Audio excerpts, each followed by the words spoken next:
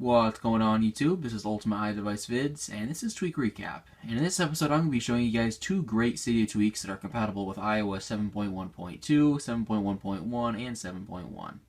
And the first tweak that I'm going to be showing you guys is called CallBar for iOS 7. It's available in Cydia for $3.99. However, if you did own the version for iOS 6 or iOS 5, this version is free.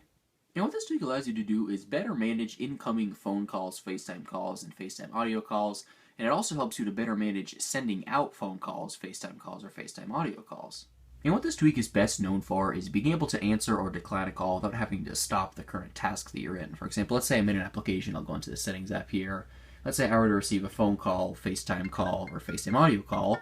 As you can see here, I have the ability to answer it, decline it, remind me, or message the person right from here. I don't even have to leave the application that I'm currently in. I can still use the app. And let's say I wanted to decline it, all I have to do is just select decline, and again, I'm not interrupted. And if I wanted to answer the call, I could just select answer, and as you can see right here, it does not interrupt the task that I'm currently in.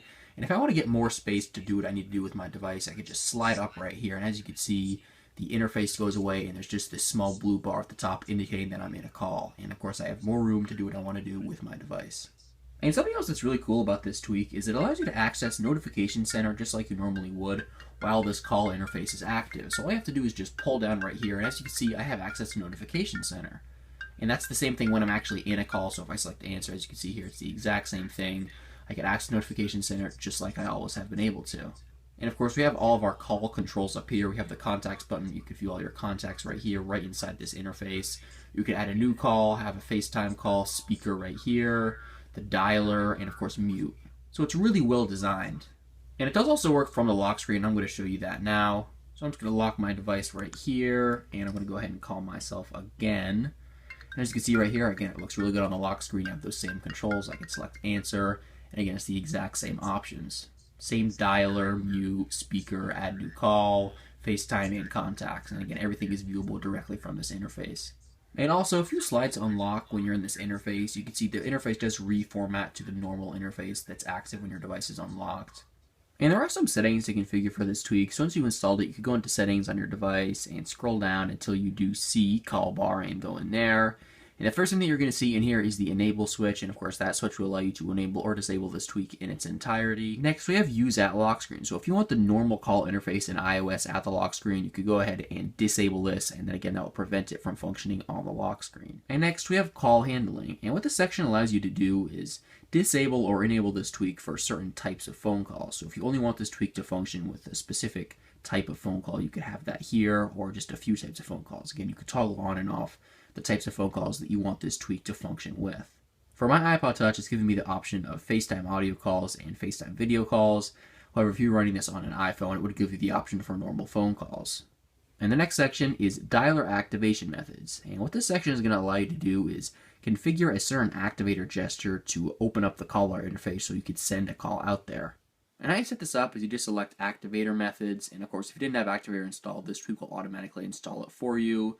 And in here you could choose between any of the activator gestures. I have it set to a triple press of the home button. And once you've selected your gesture, you just go ahead and perform that gesture, and as you can see here, as soon as I triple tap my home button, I get the CallBar interface. And as you can see here, this is not the interface that we were seeing before. Again, this is the interface that you use to call people, not the one that you get when you receive calls. And there are various options here, which I will get into in just a bit. But if you want to make a call, all you have to do is just select the keypad icon right here. You could type a number, or you could select the contacts icon and choose between any of your contacts. And you'll notice inside here, along with FaceTime and FaceTime audio, we also have the message icon just like we normally would inside our contacts app. And of course, you could select that, and it's going to open up the messages app and compose a message to that person. I just wanted to make it clear that if you're using this on an iPhone and you select a contact, you would have the ability to call that person through a normal phone call. However, I'm using this on my iPod Touch, so I'm not getting that option. I just wanted to make that clear.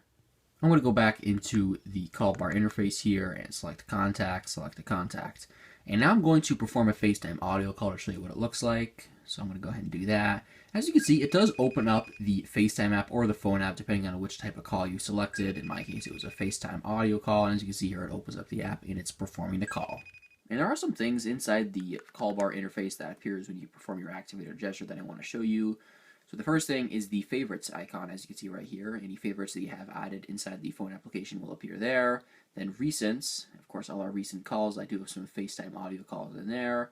then the contact section, which I showed you earlier, then the dialer section, and then the delete button. And the delete button is used to delete numbers that you typed in the dialer section. And you may have already noticed this, but the phone application in iOS inside the actual app does have the same layout. So if you open up the phone app here, as you can see at the bottom, we do have favorites, recents, contacts, then keypad, and that's the same thing that we have inside this tweak. So it's really nice to see that the same layout included in the normal phone application in iOS is included within this tweak. And something that this tweak allows you to do that the normal phone application in iOS doesn't allow you to do is redial. You can see up here it does say tap to redial or choose a new number. If I just tap in this blank area up here, you can see it's prompting me to call the most recent person that I had a call with. As you can see, it does detect the type of phone call that my previous conversation was. It does say FaceTime audio right here. And all I have to do to call that person, and again, the same type of phone call format that I called them previously, is just select call. As you can see, it does start the call. I'm just going to select end. And it's just really nice to be able to redial. And I do have some more settings to show you, so let's go into settings here. And next we have the appearance section, and the first thing under the appearance section is color blending. And if we select this option, color blending, we have the ability to customize the way that CallBar looks. You can see here we have various toggles. We have blend button outlines, blend monograms, blend dial buttons, blend keypad buttons, and we have the tint color. And if you want to change the tint color, you just tap on any of these circles and the changes do take effect. You can see the edit button right there does change as soon as I tap on any of these different colors. And aside from the tint color, you have the ability to customize all these toggles to your liking. And now let's go back, and the next option is the Show CallBar icon. This tweak does add a new icon to your home screen just titled CallBar, and it is the same options found in the settings app, it's just all the same configuration options. So if you don't want the duplicate of the same settings found in the settings app, you can disable the Show CallBar icon. I'm going to go ahead and do that.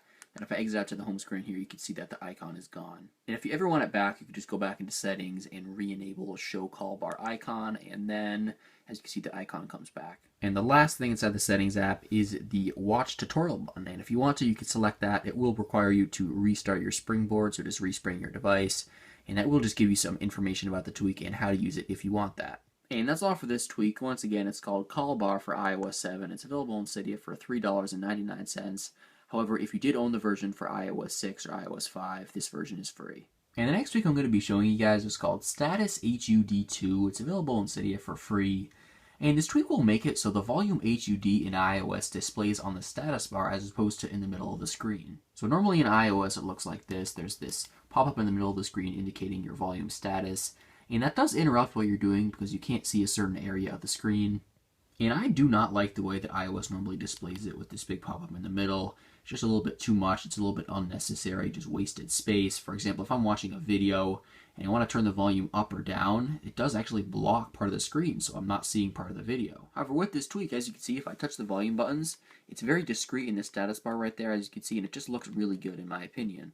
And it does go over where the time will normally be, so I'll do it again. As you can see right there, it appears at the top of the screen and then it disappears.